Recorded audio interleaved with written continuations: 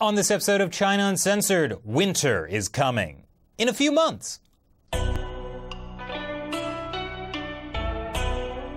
Hi, welcome to China Uncensored. I'm your host, Chris Chappell. Summer is coming to a close, which means China's Communist Party leaders are just getting back from their annual vacation getaway at the beach resort town of Beidaihe.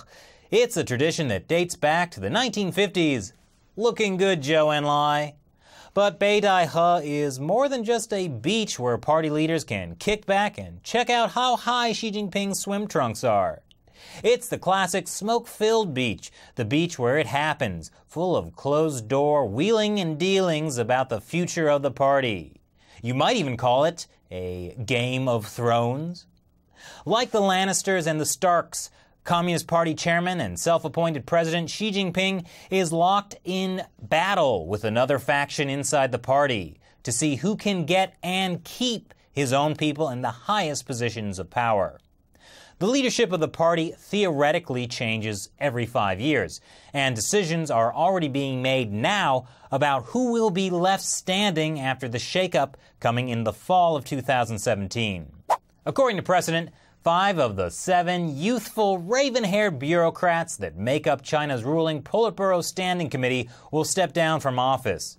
And one of the new guys will be Xi Jinping's successor.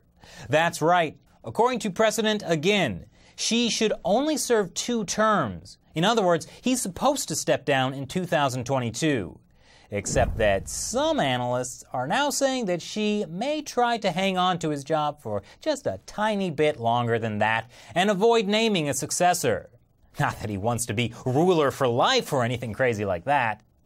According to Chinese politics expert Willy Wolap Lam, awesome name by the way, Xi might just retain control of the army and police once he stepped down as president in 2022.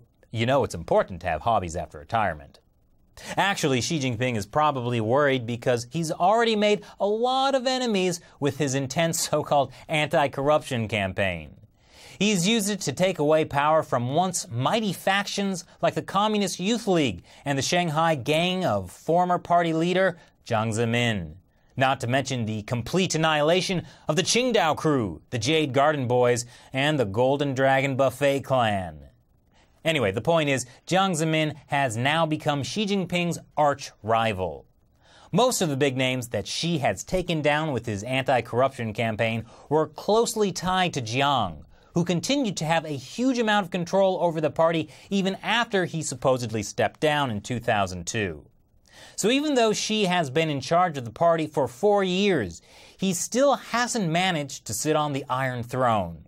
First, he's got to get rid of the threat from the House of Jiang. That came to a head this past week with Jiang's 90th birthday, which was notable mainly because state-run media completely ignored it, which shows that Xi is indeed gaining the upper hand. But it was celebrated by hordes of zombie-like followers in the wastes of China's internet, who mashed keys to declare their support for and allegiance to the Toad.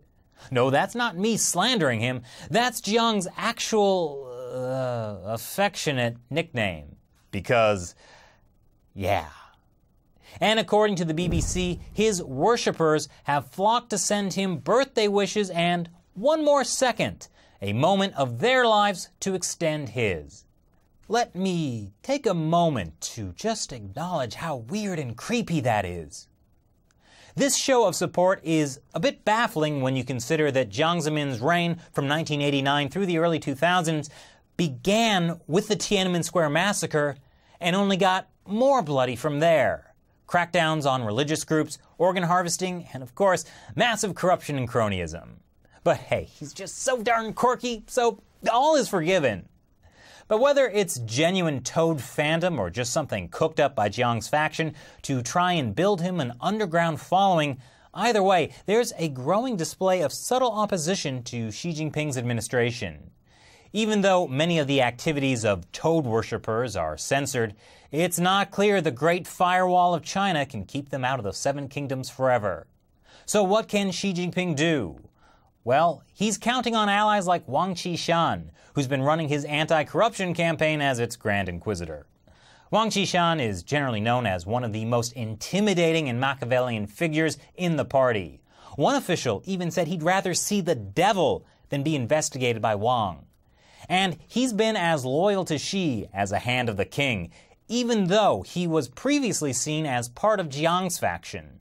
But perhaps at some point, Jiang did something to get on Wang Qishan's bad side, which was a stupid move because a Qishanister always pays his debts. Sorry. But while Xi versus Jiang might be the Starks versus Lannisters, is there another house out there coming across from the sea who also has a claim to the throne? Maybe with some cute baby dragons? I guess we'll have to wait for season 7. So what do you think of China's Game of Thrones? Leave your comments below. Once again, I'm Chris Chappell. See you next time.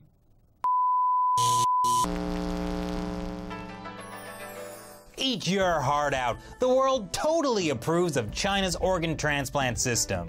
But actually, don't do that. Your heart is worth $130,000 on the Chinese market. Look, up in the sky. It's a bird. It's a plane. It's the Chinese dream.